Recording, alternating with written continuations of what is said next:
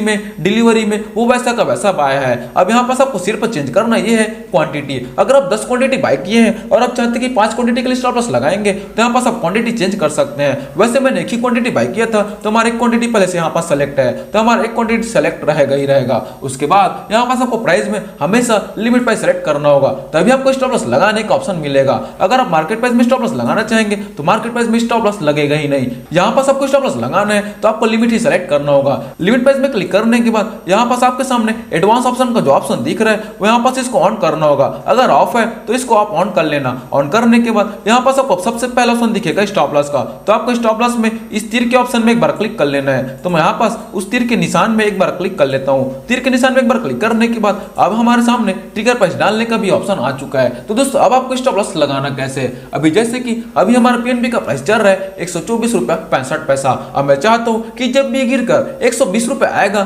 तब मैं इसको सेल करूंगा। तो यहाँ पास आपको लिमिट प्राइस में सबसे पहले 120 रुपए लिख लेना है। तो मैं यहाँ पास लिमिट प्राइस में 120 रुपए लिख लेता हूँ।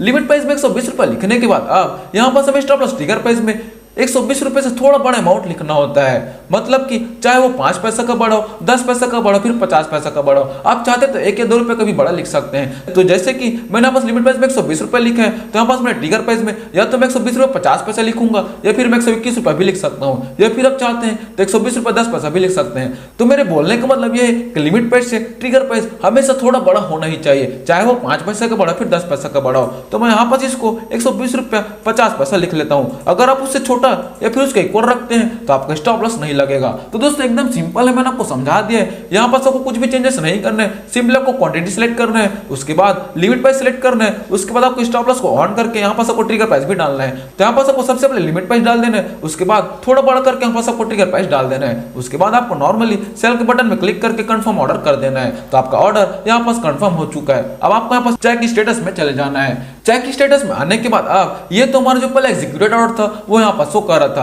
अब आपको यहाँ पास एक पेंडिंग ऑर्डर करके शो कर रहा है। तो आपको जो भी स्टॉप लॉस ऑर्डर या फिर टारगेट ऑर्डर लगा होगा वो आपको पेंडिंग ऑर्डर में ही शो करेगा। तो यहाँ पास आप देख सकते हैं हमारा पेंडिंग ऑर्डर में पीएनबी का स्टॉक सेल के लिए लग चुका है। एक क्वांटिटी 120 रुपए के लिए लगा हुआ है, यहाँ पास आप देख सकते हैं लिखा हुआ है, जो कि पेंडिंग करके लिखा हुआ है, मतलब कि हमारा स्टॉप लॉस लगा हुआ है किसमें, डिलीवरी ऑर्डर में। तो दोस्तों आप इतनी आसानी से स्टॉप लॉस लगा सकते हैं। यहाँ पास आप ऑल में जाकर भी चेक कर सकते हैं। अगर आप यहाँ पास ऑल में जाएंगे तो यहाँ पास हमने जो क्वांटिटी बाय किया था वो यहाँ पास सबसे पहले शो करेगा एग्जीक्यूटेड करके, और अभी हमने जो स्टॉप लॉस लगाया है वो यहाँ पास पेंडिंग करके शो कर रहा है। पेंडिंग का मतलब है आपका एग्जीक्यूटेड मतलब सेल नहीं हुआ है, अभी आपका स्टॉप लॉस लगा हुआ है। तो दोस्तों आप इतनी आसानी से स्टॉप लॉस लगा सकते हैं। अब मैंने आपको बोला था कि जो भी हमने स्टॉप लॉस लगाए हैं उसमें मैं आपको मॉडिफाइड करके भी दिखाऊंगा स्टॉप लॉस को। तो अब आपको स्टॉप लॉस को मॉडिफाइड करने के लिए आपको नॉर्मली इसी ट्रेड वाले ऑप्शन में जाना है।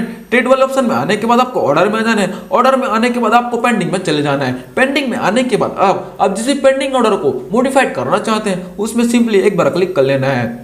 क्लिक करने के बाद आप यहाँ पास आपको नीचे में मॉडिफाई का ऑप्शन मिलता है, तो यहाँ पास आपको मॉडिफाई का ऑप्शन में क्लिक कर लेना है। मॉडिफाई के ऑप्शन में क्लिक करने के बाद आपको यहाँ पास सिंपली प्राइस को मॉडिफाइड करना है। अब जैसे कि मैंने यहाँ पास 120 रुपए के लिए स्टॉप लॉस लगाया था, अब मैं चाहता हूँ कि जब भी गिरकर 118 रुपए आएगा तब मैं इसको सेल करूंगा। तो अब मैं यहाँ पास 118 रुपए के लिए स्टॉप लॉस लगाने वाला हूँ। तो यहाँ पास हमें लिमिट प्राइस में 118 रुपए लिख देना है। तो मैं यहाँ पास लिमिट प्राइस में 118 रुपए लिख देता हूँ। उसके बाद हमें यहाँ पास ट्रिगर प्राइस को भी चेंज करना होगा। क्यों? क्योंकि हम ट्रिगर प्राइस को भी लिमिट प्राइस के करीब ले जाएंगे। तो यहाँ पास मैं इसको फिर से 118 रुपया 50 पैसा लिख लेता हूँ, जो कि उसको एकदम ही करीब है। उसके बाद नॉर्मली मॉडिफाई ऑर्डर में क्लिक करके कंफर्म ऑर्डर में क्लिक कर देना है, तो हमारा ऑर्डर इमीडिएट मॉडिफाइड हो जाएगा। अब हम यहाँ पास चेक स्टेटस में क्लिक कर लेते हैं।